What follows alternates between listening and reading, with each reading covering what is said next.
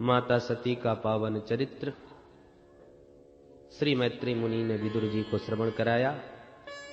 अब मैत्री जी कहते हैं, विदुर जी मैंने आपको मनु महाराज की तीनों बेटियों के बारे में बतला दिया। अब जो दो बेटा हैं प्रियव्रत और उत्तानपाद, उनमें से पहले तुम उत्तानपाद का चरित्र और वंश श्रवण करो। महाराज उत्तानपाद की दो रानियां हैं, बड़ी का नाम सुनीति, छोटी का नाम सुरुचि। जाये उत्तानपादस्य सुनीति सुरुचिस्तयो सुरुचि प्रेयसी पत्नीर नेतरा यत्सुतो ध्रुवः। दोनों रानियों से एक एक संतान। बड़ी रानी सुनीति का बेटा ध्रुव, छोटी रानी सुरुचि का बेटा उत्तम। विचार से हम ध्यान दें तो हम ही उत्तानपाद हैं। उत ऊर्ध्व पादौ यस्य स उत्तानपादः, जिसके ऊपर पैर हो नीचे सिर, वही उत्तानपाद। तो हम सब के सब जब मां के गर्भ में रहते थे तब उत्तानपाद बन के ही रहे, इसलिए हम सभी उत्तानपाद। हमारी भी दो रानियां हैं, बुद्धिमानी और मनमानी। बुद्धि द्विधा, सद्बुद्धि है सुनीति और मनमानी बुद्धि सुरुचि। सुनीति कहती है शास्त्रों ने जो कहा है, ऋषियों ने शास्त्रों में जो आज्ञा दी है तद अनुसार आचरण करो, सुखी रहोगे। यह है सुनीति। परंतु मनमानी बुद्धि कहती है भैया शास्त्र पुराने पड़ गए, अब नया जमाना है, कलयुग का वातावरण है, अब वो शास्त्र पर चलना संभव नहीं है, इसलिए जो अच्छा लगे जैसा उचित लगे वो करो। ये मनमानी। सुरुचि स्वेच्छाचारण। महाराज उत्तानपाद छोटी रानी से प्रेम ज्यादा करते हैं, सुनीति से नहीं। हम भी तो वही कर रहे हैं। शास्त्र सुनते खूब हैं, शास्त्रों को समझते भी बहुत हैं, पर व्यवहार जगत में जब मानने की बात आवे तो सुरुचि की ही मानते हैं, सुनीति की नहीं। सुनीति की सुनते हैं और सुरुचि की मानते हैं। क्या करना चाहिए क्या नहीं हम सबको मालूम है, शास्त्र क्या कह रहे हैं हमको सब पता है, परंतु जब मानने की बात आवे तब सुरुचि की ही बहुत मानते हैं। अरे महाराज जी कह रहे थे, शास्त्रों में उपदेश दे रहे थे कि सत्य बोलो, सत्य तोलो, और यही सब मानते रहे तो दुकान में ताले पड़ने लगे। छोड़ो, सब सुनाने की बातें हैं। अब तो व्यवहार में बड़ा कठिन है, झूठ बोलना ही पड़ता है। 10 रुपए की चीज जब तक 20 रुपए की नहीं बताएंगे कैसे दुकान चलेगी। इस प्रकार से ऊट पटांग अपने मन को समझा बुझा करके हम सुरुचि के जाल में फंस ही जाते हैं। और कलयुग है, सब चलता है, एक सूत्र सा पकड़ लिया है, हर बुराई में बस ये बात कह दी और बढ़ गए। उत्तानपाद ने सुनीति को निकाल के जैसे सुरुचि की दासता स्वीकार कर ली, आज हम भी वही कर रहे हैं।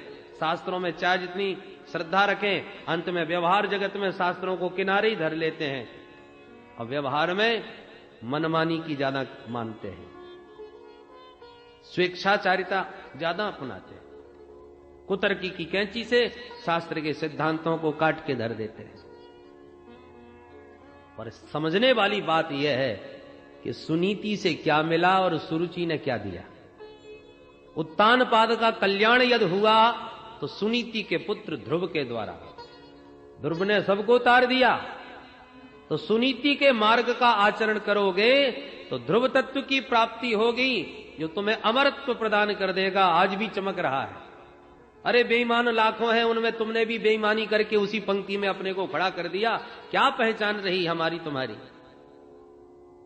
ईमानदार व्यक्ति लाखों में भले ही एक हो, परंतु एक उसकी प्रतिष्ठा होती है, एक उसका एक अलग स्वरूप समझ में आता है। लोग बरसों तक उस ईमानदार को याद रखते हैं। कीर्तिर यस्य सजीवती, जब तक मानव की कीर्ति है तब तक उसकी पहचान, तब तक वह जीवित ही है धरातल पर। शरीर तो कुछ वर्षों का है, और कीर्तिमान लोग हमेशा के लिए अमरत्व को प्राप्त कर लेते हैं। जैसे सुनीति के पुत्र ध्रुव को आज भी लोग जानते हैं आकाश में चमक रहा है। ऐसे ध्रुव तारे की तरह चमकना चाहो तो सुनीति का ही आश्रय लेना पड़ेगा। एक बार ध्रुव जी महाराज अपने पिताश्री से मिलने गए।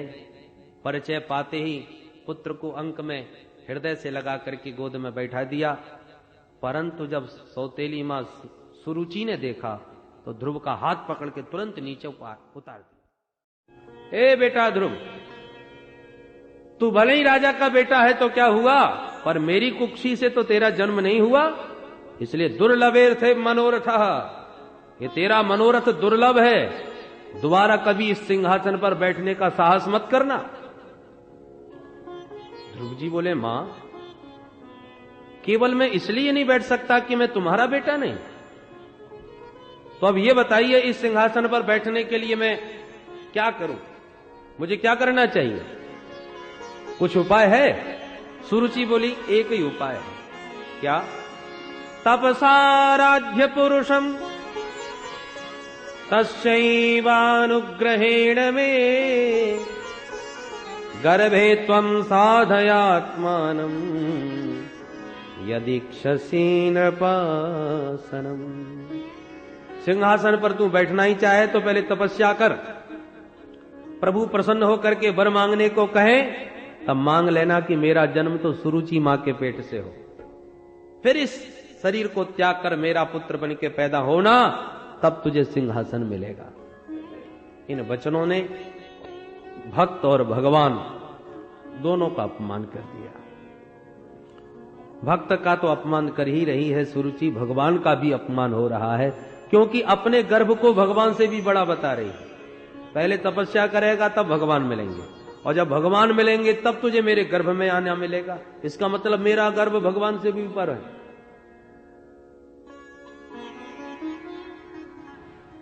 ध्रुव जी महाराज तो इस अपमान का घूंट पीकर रोते रोते घर को चल दिए। जैसे सर्प को किसी ने डंडा मार दिया हो, तो घायल सर्प जैसे फुसकारता है, ऐसे फुसकारते लंबी श्वास लेते ध्रुव घर को लौटे। मातु सपत्न्या सदुरुक्ति विद्ध स्वसन रुषा दंड हतो यथा हि हित्वा मिसंतम पितरम सन्नवाचम जगाम मातु प्ररुदन सकाशम। रोते हुए अपने बेटे ध्रुव को जब सुनीति मां ने देखा तो दौड़ करके अंक में ले लिया, हृदय से लगा लिया। बेटा क्या बात हो गई, किसने तुम्हारा अपमान किया? कंठावरुद्ध होने से ध्रुव जी कुछ बोल ही नहीं पा रहे, पर अन्य जो साथी साथ में थे उन्होंने ज्यों का त्यों पूरा वृत्तांत अक्षरशः सुना दिया। बालकों का हृदय तो एकदम निष्कपट होता है, जैसा देखा जैसा सुना वैसा सुना दिया। मैत्री जी कहते, विदुर जी जैसे खिलती हुई लता आग की ज्वालाओं से झुलस के मुरझा जाती है, ऐसी सुनीति मां का खिला हुआ वह मुस्कुराता मुख कमल इस बात को सुनकर के झुलस गया। शोकाग्निना दावलते बबाला, मुरझा गया मुख। पर धन्य है सुनीति मां का धैर्य। इतना सब सुन करके भी हृदय तो शोक की आग में जल उठा, परंतु फिर भी अपने वाणी से एक भी शब्द सुरुचि के विरोध में नहीं बोला, उल्टे सुरुचि के वचनों का अनुमोदन करने लगी। बेटा ध्रुव, अरे मां के प्रति ऐसी भावना मन में कुछ मत लाना, वो तेरी मां है, जैसे मैं तेरी मां वैसे वो भी तेरी मां, और सौतेली मां का अधिकार अपनी मां से कहीं ज्यादा होता है। मां मंगलम तात परे सुमस्था भुंक्ते जनो यत पर दुख दस्तत। वो तेरी मां है डांट दिया, फटकार दिया तो क्या हुआ? मां का अधिकार होता है। और फिर उसने गलत भी तो नहीं कहा कुछ। ध्रुव जी चौंके, क्या गलत नहीं कहा? उन्होंने अभागिन का बेटा कहा मेरे को, तुम्हें गाली दी है, और मेरी मां को कोई गाली दे, मैं क्षत्रिय राजकुमार हूं, कैसे सुन लूं, कैसे सह लूं? सुनीति मां समझाने लगी, देख बेटा, सत्यम सुरुच्या वेतम भवान में यद दुर्भगाया उदरे गृहीत। उसने क्या कहा? तू अभागिन का पुत्र है, दुर्भागिनी की संतान है, तो क्या गलत कहा? मैं अपने को कब भाग्यशालिनी मानती हूं? यदि मुझ अभागिन को उसने अभागिन कह दिया तो क्या गलत कहा? देखो बेटा, एक बात जीवन में याद रखो, अरे उसने तो तुझे वो बात बताई है जो आज तक मैं भी नहीं बता पाई। उसने क्या कहा था? तपसाराध्य पुरुषम। तू हमेशा पिताजी के बारे में मुझसे पूछता था, मैं तो पिता का भी परिचय ठीक से तुझे नहीं करा सकी, उसने तो परम पिता के बारे में तुझे बता दिया। वो परम पिता को एक बार तूने पा लिया तो वो ऐसी पदवी प्रदान करता है जिससे कभी उतरना ही नहीं पड़ता। उस परम पिता का परिचय तेरी सौतेली मां ने कराया है, चूकना मत बेटा। ध्रुव जी अवाक रह गए, मां आप हर बात का अनुमोदन कर रही हैं उनके? यदि उन्होंने वो परमपिता का परिचय दिया तो वो परमपिता कौन है, कहां रहते हैं, क्या करते हैं, कैसे उनसे भेंट होगी? सुनीति मां ने समझाया, देख बेटा, उन परमपिता की कृपा से ही तो तुम्हारे पिता उस पदवी तक पहुंचे। तू भी उनकी आराधना कर, वो एक जगह नहीं रहते। हरि व्यापक सर्वत्र समाना, प्रेम ते प्रगट मोहि में जाना। हरि व्यापक सर्वत्र समाना, प्रेम ते प्रगट मोहि में जाना। प्रेम ते प्रगट मोहि में जाना। प्रेम ते प्रगट मोहि में जाना। वो अणु अणु में, कण कण में, सर्वत्र समान रूप से व्याप्त है। वेवेष्टि व्यापनोति सकलम जगत इति विष्णु। अच्छा मां, सब जगह है तो फिर दिखाई क्यों नहीं पड़ते? बोले देख बेटा, हर वस्तु दिखाई नहीं पड़ती। पुष्प के कण कण में सुगंध है, पर कहां दिखाई कहां पड़ती है? दूध के कण कण में घृत है, कहां दिखाई पड़ता है? पर उसी दूध को पहले जमाओ, दधी बन जाए तो मथो, मंथन करते ही घृत प्रकट हो जाएगा। जगत में भी अणु अणु में ईश्वर की सत्ता विद्यमान है। ईशावास्यमिदं सर्वम यत्किंच जगत्याम जगत। परंतु उपासना करो, साधना करो, सदगुरु की अनुग्रह अनुकंपा से वो कहीं से भी प्रकट हो जाएगा। उसे कहीं आना जाना थोड़ी पड़ता है। जहां तुम्हारी निष्ठा परिपक्व हो जाए, परमात्मा वहीं से प्रकट हो जाए। हृदय में एक एक बात बैठ गई ध्रुव जी महाराज के, और चल पड़े। संसार में निमित्त कोई भी बन जाए, परंतु भगवान की कृपा किसी न किसी माध्यम से हो ही जाती है। संस्कार जब जागृत होते हैं तो बहाना कई बन जाते हैं। तुलसीदास जी महाराज का संस्कार तो पूर्व से ही पुष्ट था। बहाने की आवश्यकता थी तो एक उनके पत्नी के वाक्य ही बहाने बन गए। पत्नी के वचन ने संस्कार को जागृत कर दिया। अरे दीपक बाती सब तैयार रखी है, अब तो चिनगारी की आवश्यकता थी। जहां चिनगारी जली, दीपक जल उठा।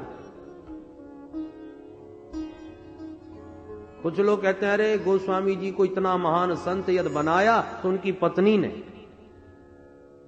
उनकी डांट से वो संत बन गए। भाई पत्नी के डांटने से कोई संत बन जाता तो आज घर घर में संत बैठे नजर आते। बोलो राधे राधे। अरे वचन तो एक निमित्त बन गया, संस्कार उनके जागृत हो गए। दीपक तैयार था इसलिए जल उठा। जब घी ना हो, बाती भी ना हो, तो चिनगारी क्या करे? ध्रुव जी की चिनगारी जागृत हो गई, जन्म जन्मांतर की साधना आज पुनः जागृत हो गई। चल पड़े वन की ओर। घनघोर वन में जाके चारों तरफ देख रहे हैं परमात्मा को कहां ढूंढेंगे। और जब कोई सच्ची लगन के साथ निकलता है तो परमात्मा उसका पथ प्रशस्त करने के लिए स्वतः संतों का दर्शन उसे करवा देते हैं। संतों को ढूंढने से दर्शन प्राप्त नहीं होता। हरि की कृपा जब जागती है तो संत सहजता से प्राप्त हो जाते हैं। बिनु हरि कृपा मिल ही नहीं संत। हरि कृपा न हो तो प्रयत्न करने पर भी नहीं मिलते। ध्रुव जी महाराज तो परमात्मा से मिलने निकल पड़े। ढूंढ रहे थे चारों ओर कि अचानक मिल गए देवर्षि नारद। अरे बेटा, इस जंगल में तू कहां जा रहा है? ध्रुव जी ने नारद जी को प्रणाम करके अपनी व्यथा कथा सुनाई। सारी घटना सुनकर के नारद जी मन ही मन मुस्कुराए। अहो तेज क्षत्रियाणाम मानभंग मवश्यताम। अद्भुत है तेज इन क्षत्रियों का। 5 साल का ये क्षत्रिय कुमार मात्र सौतेली मां के वचनों से व्यथित होकर आज परमात्मा को पाने के लिए निकल पड़ा। थोड़ा इसका परीक्षण करके देखो वैराग्य किस स्तर का है। क्योंकि संसार में प्रायः मरकट वैरागी ज्यादा होते हैं। घर में भाई खटपट के चल बाबा के मठ पर, घर में लड़ाई झगड़े होने पर तब प्राय लोगों को वैराग्य का भूत चढ़ता है। अरे कुछ नहीं धरा, सब दुनिया स्वार्थी है, आज से कोई मतलब नहीं, हम तो चले हरिद्वार में भजन करेंगे।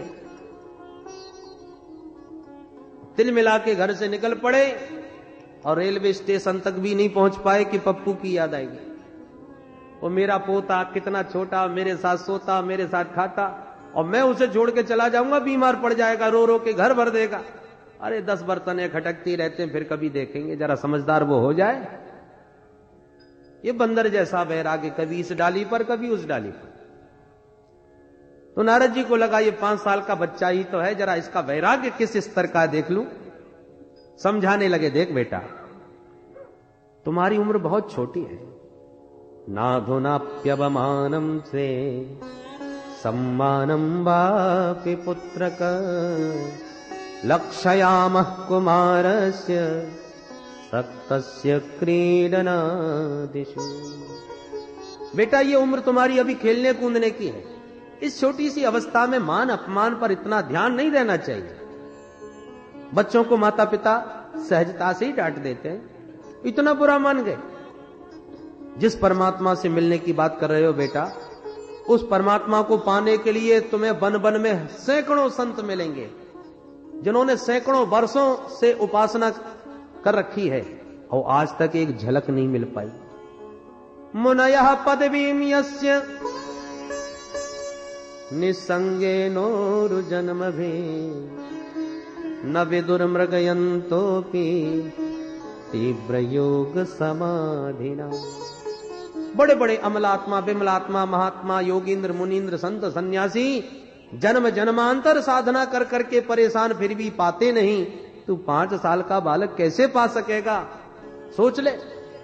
और एक बात कहूं, संसार में जो सुख दुख मिलते हैं बेटा, वो अपने प्रारब्धानुसार मिलते हैं। बुद्धिमान व्यक्ति को चाहिए कि दुख में पाप क्षीण हो रहे हैं ये अनुभव करे, और सुख में सुकृत समाप्त हो रहे हैं ऐसा अनुभव करें। ऐसा अनुभव करने से क्या होगा? बोले दुख में वो ज्यादा घबराएगा नहीं और सुख में ज्यादा अभिमानी नहीं बनेगा। दुखे सति पापम क्षीयते, सुखे सति पुण्यम क्षीयते। यद यद्दैव विहितम सतेन सुख दुःखयोः आत्मानं तोषयन् देहि तमसः पारमृच्छति। कहना बहुत सरल है कि दुख में तड़फो मती, सुख में भूलो मती, और इतना सरल थोड़ी है। सुख में सुखी हुए बिना और दुख में दुखी हुए बिना प्राणी रह नहीं पाता। इसलिए यह सूत्र हमेशा याद बना रहे, दुखे सति पापम क्षीयते, सुखे सति पुण्यम क्षीयते। सुख दे करके पुण्य समाप्त, दुख दे करके पाप समाप्त। तो पाप दुख दे करके समाप्त हो रहे हैं, ये दुख की घड़ी में याद बना रहे तो व्यक्ति को हर्ष ही होगा, चलो कटने दो।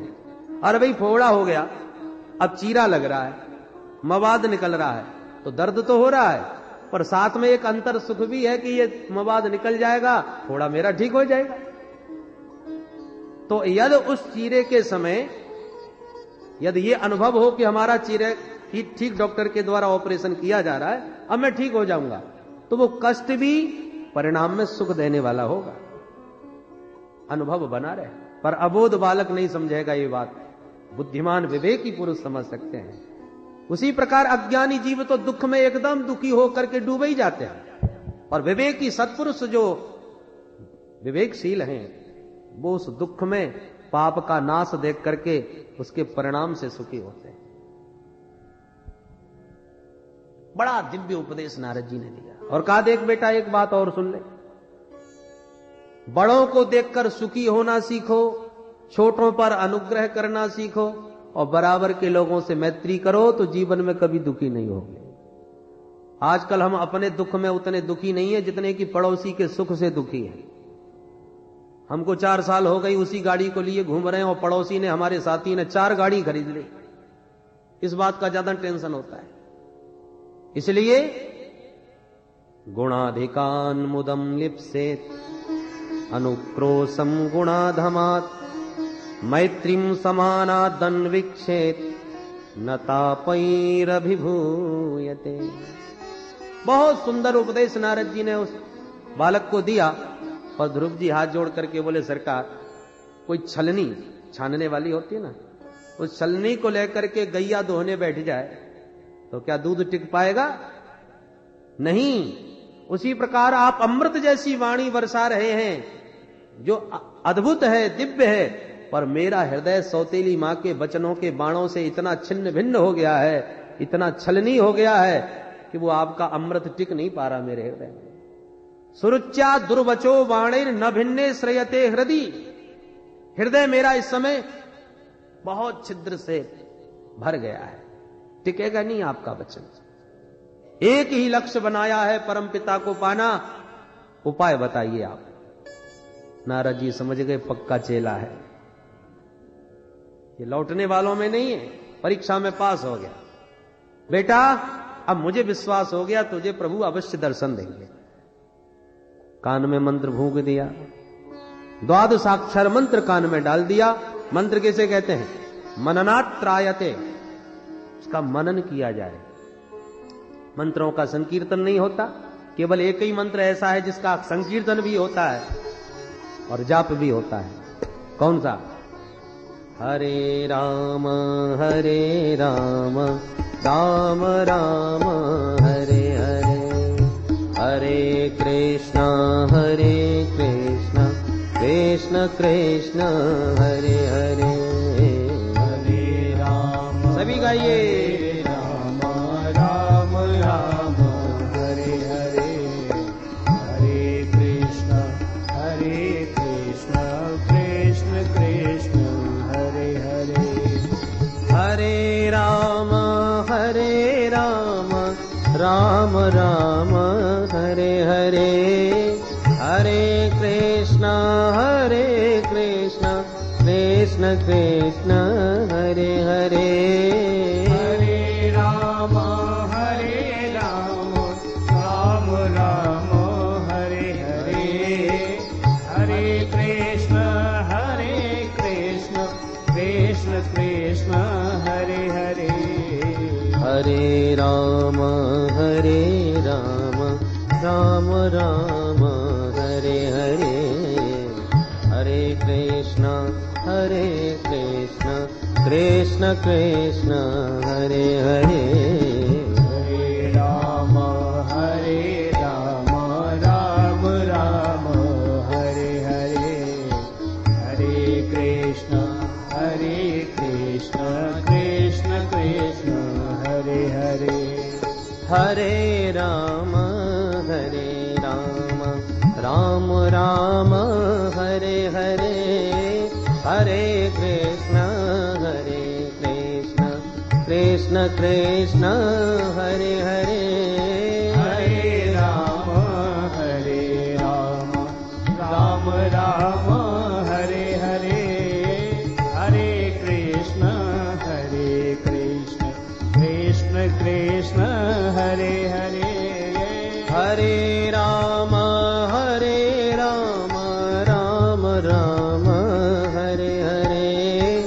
हरे कृष्ण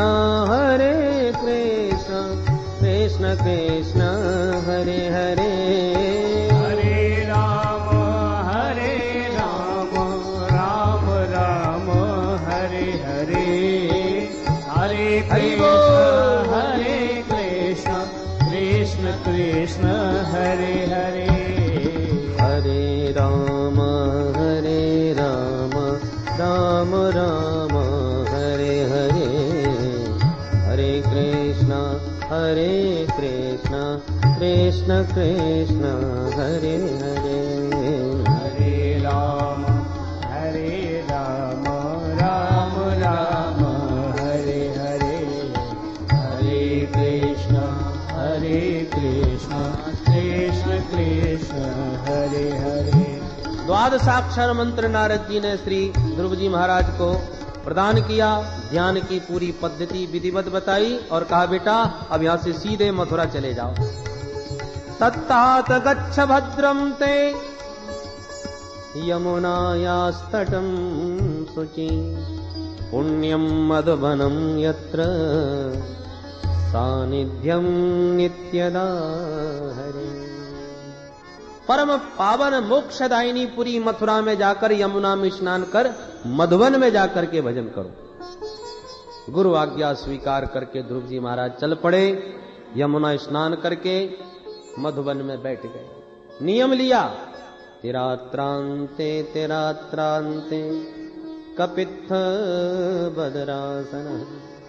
3 दिन में 1 दिन फलाहार करना और 3 दिन तक बिल्कुल निराहार रहना। 1 माह तक ये नियम चला। दूसरा महीना तपस्या का लगा तो नियम और कठोर कर दिया। द्वितीयं चानयन मासम षष्ठेर्भको दिने। 6 दिन में 1 बार क्या लेते हैं? तृणपर्णादि भी, या तो वृक्षों के पत्ते खाते हैं या दूर्वा घास या पत्ते, वो भी 6 दिन में 1 बार, 6 दिन तक वो भी नहीं। तीसरा माह लगा तो नियम और कठोर कर दिया। नवमे हनि, अब 9 दिन में 1 बार पाते हैं। क्या? बोले अब भक्ष, केवल यमुना जी का जल मात्र पीते हैं, घास पत्ते भी छोड़ गए। यमुना जी का जल वो भी 9 दिन में 1 बार।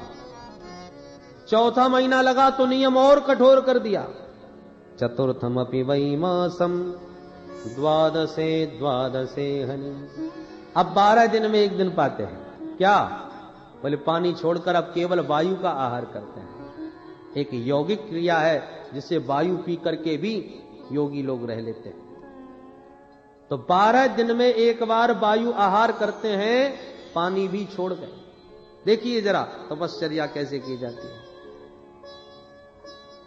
कोरी भावुकता की तपस्या नहीं है।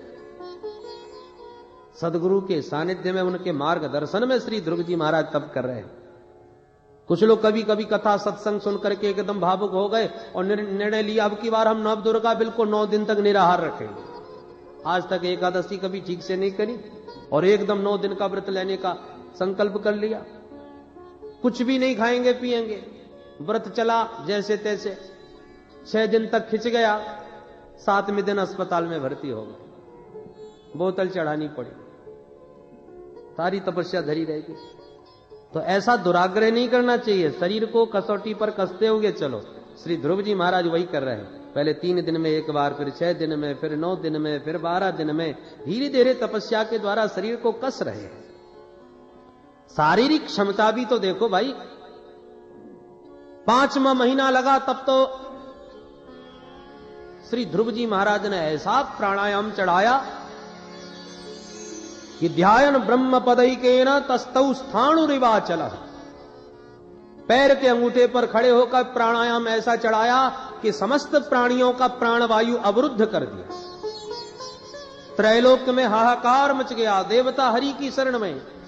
नैवं विदामो भगवन प्राणरोधम चराचरस्याखिल सत्वधाम विधेहि तन्नो ब्रजनाद् विमोक्षम प्राप्ता वयम त्वाम शरणम शरण्यम। हे प्रभु आपकी शरण में है, रक्षा करो। भगवान बोले किससे रक्षा करें? बोले यही तो नहीं जानते हम, नैवम वेदामः, हम आपको नहीं बता सकते कि किसने हमारा प्राण श्वास रोक लिया, ये तो आप ही जानो। भगवान बोले मां भैष्ठ, डरो मत। औत्तानपादे मयि संगतात्मा, उत्तानपाद के पुत्र ध्रुव की आत्मा मुझ में इतनी समर्पित हो गई है कि आज उसकी प्राणवायु के अवरुद्ध करने होने से उसकी प्राणवायु व्यष्टि से समष्टि में परिणत हो गई। घबराओ मत। और यों कह के भगवान गरुड़ पर आरूढ़ होकर के दौड़ पड़े। कहां? बोले मधोरवनम भृत्यद्रदीक्षयागतः। मैत्री मुनि कहते हैं विदुर जी आज ध्रुव को दर्शन देने के लिए प्रभु नहीं दौड़ रहे, तो बोले भृत्यद्रदीक्षयागतः, अपने भक्त ध्रुव का दर्शन करने के लिए भगवान दौड़ पड़े मधुवन की ओर। दृष्टुम इच्छा दृदीक्षा, आज ध्रुव के दर्शन की उत्कंठा प्रभु के मन में जागी। दौड़े दौड़े गरुड़ पर आरूढ़ नारायण प्रकट हो गए शंख चक्र गदा पद्म के साथ, और ध्रुव जी आंख बंद किए खड़े। प्रभु समझ गए ये आंख खोलने वाला नहीं, क्योंकि भीतर मेरी छटा इसको दिख रही है। तो भीतर का दृश्य प्रभु ने अंतर्धान कर दिया। तब ध्रुव जी ने हड़बड़ा के नेत्र खोले तो भीतर वाले ही आंखों के सामने खड़े नजर आए। बोल भक्त वत्सल भगवान। भगवान की वह अद्भुत छटा देखते ही ध्रुव जी ने प्रणाम किया और हाथ जोड़ के खड़े हो गए। अब मनी मन सोचने लगे, हे भगवान, गुरु जी से माता जी से सैकड़ों बातें पूछी, पर यह नहीं पूछ पाया कि जब प्रभु प्रकट हो तब क्या करना चाहिए। पूजा करूं तो कैसे करूं, सामान कुछ है ही नहीं। उस स्तुति करूं तो कैसे करूं, आता जाता कुछ है ही नहीं। प्रभु समझ गए और तुरंत ध्रुव के निकट आके अपना दिव्य शंख ध्रुव जी के कपोल से स्पर्श करा दिया। पस्पर्शवारम कृपया कपोले, जो प्रभु ने गाल से अपना शंख छुपा स्पर्श कराया कि स्पर्श होते ही ध्रुव जी को सारा वेद वेदांत कंठस्थ हो गया। मूकम करोति वाचालम पंगुम लंघयते गिरिम यत्कृपात्तमहं वंदे परमानंद माधवम। भगवान की कृपा गूंगे को भी वाचाल बना दे। पूज्यपाद श्री स्वामी विष्णु आश्रम जी महाराज कहा करते थे, क्या भक्त को वाचाल बनाएंगे भगवान? वाचाल किसे कहते हैं?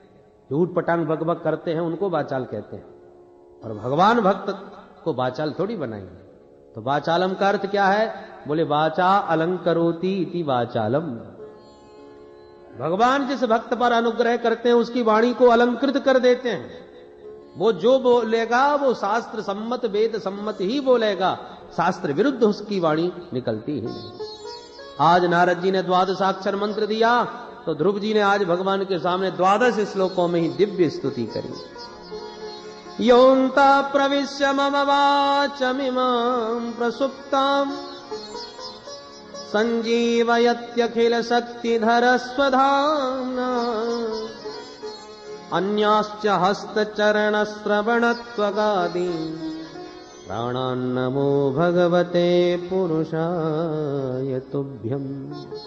हे प्रभु, आपने मेरे अंतःकरण में प्रविष्ट होकर के मेरी सोई हुई वाणी को जगा दिया है।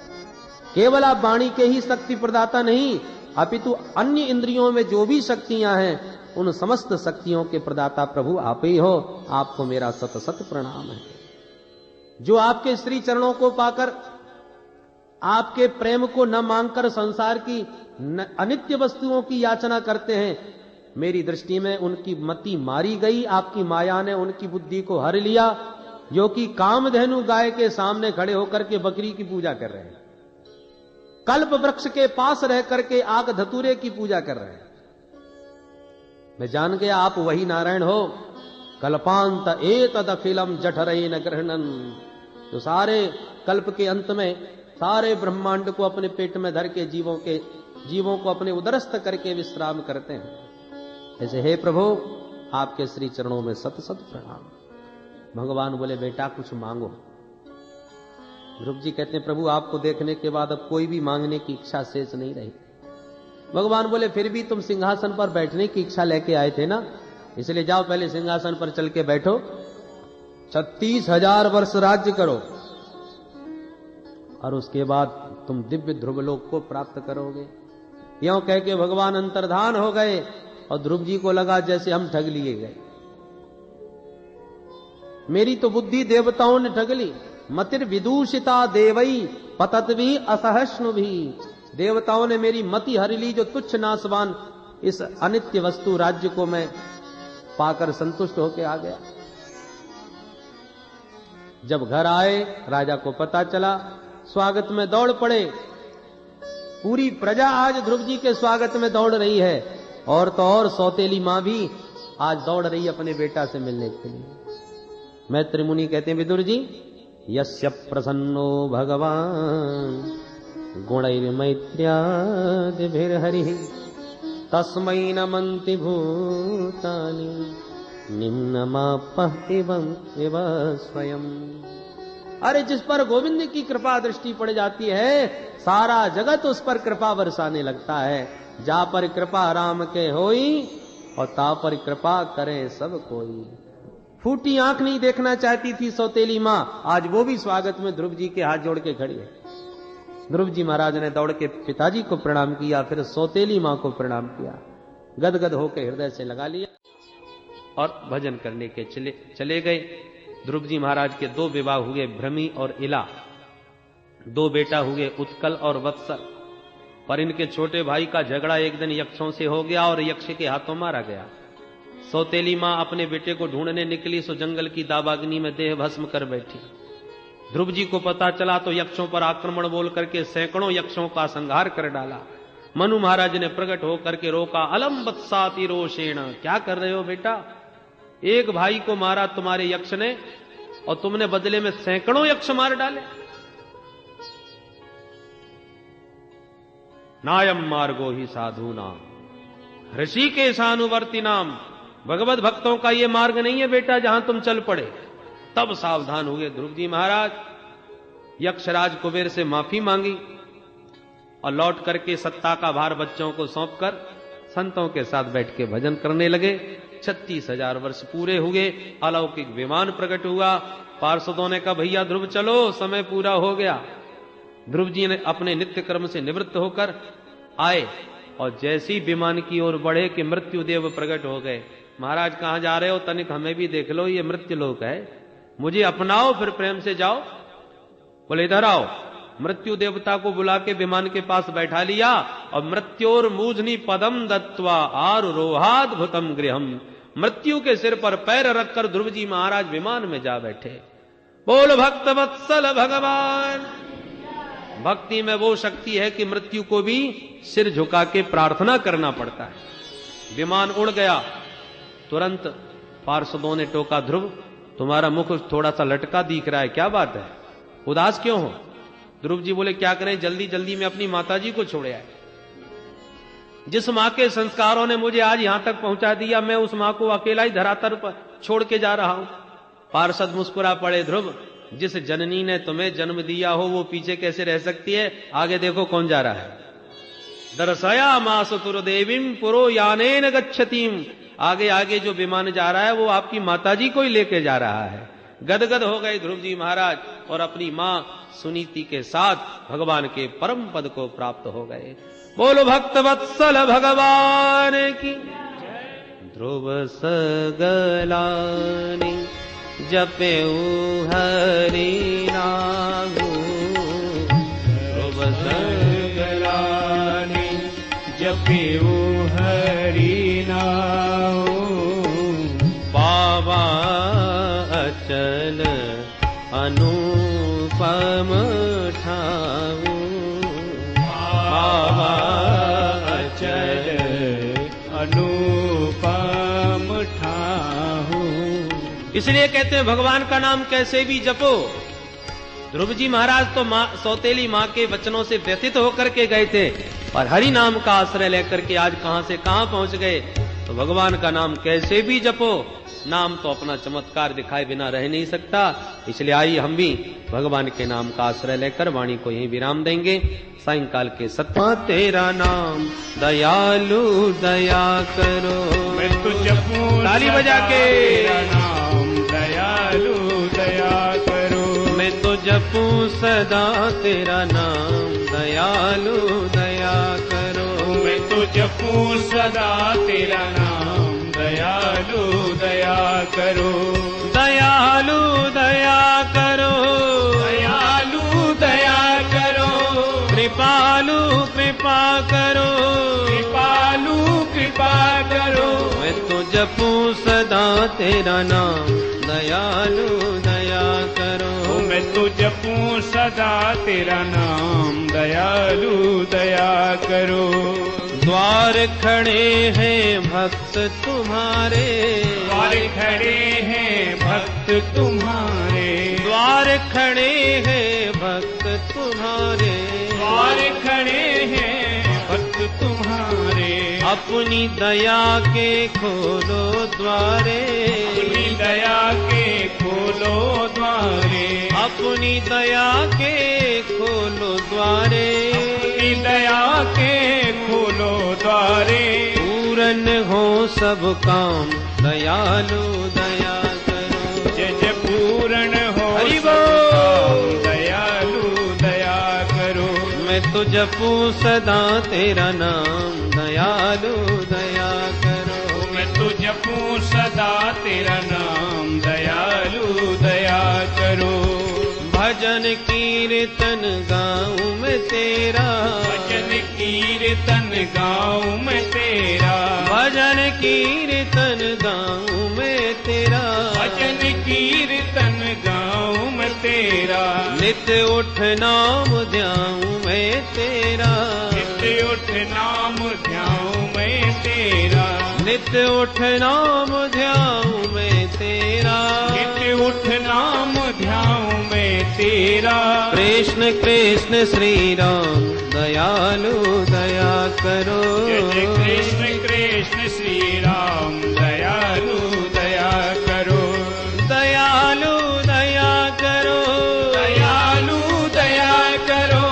कृपालु कृपा करो। कृपालु कृपा करो। मैं तो जपूं सदा तेरा नाम दयालु दया करो। मैं तो जपूं सदा तेरा नाम दयालु दया करो। साधु संत की संगति देना। साधु संत की संगति देना। साधु संत की संगति देना। साधु संत की संगति देना। नाम अपने की रंगति देना। नाम अपने की रंगति लेना। नाम अपने की रंगति देना। नाम अपने की रंगति लेना। दास बना लो घनश्याम दयालु दया करो। जय जय दास बना लो घनश्याम दयालु दया करो। मैं तो जपूं सदा तेरा नाम दयालु दया करो। मैं तो जपूं सदा तेरा नाम दयालु दया करो। मेरे मन की ज्योति जगा दो। मेरे मन की ज्योति जगा दो। मेरे मन की ज्योति जगा दो। मेरे मन की ज्योति जगा दो। मुझको अपना रूप लखा दो। मुझको अपना रूप लखा दो। मुझको अपना रूप लखा दो। मुझको अपना रूप लखा दो। पहुँचा दो ब्रज धाम दयालु दया करो। जय पहुँचा दो ब्रज धाम दयालु दया करो। दयालु दया करो। दयालु दया करो। कृपालु कृपा करो। कृपालु कृपा करो। मैं तो जपूं सदा तेरा नाम दयालु दया करो। मैं तो जपूं सदा तेरा नाम दयालु दया करो। बोल वृंदावन बिहारी लाल की जय। श्री सद्गुरुदेव भगवान की जय। भक्त वत्सल भगवान की, गंगा मैया की जय। जय श्री राम।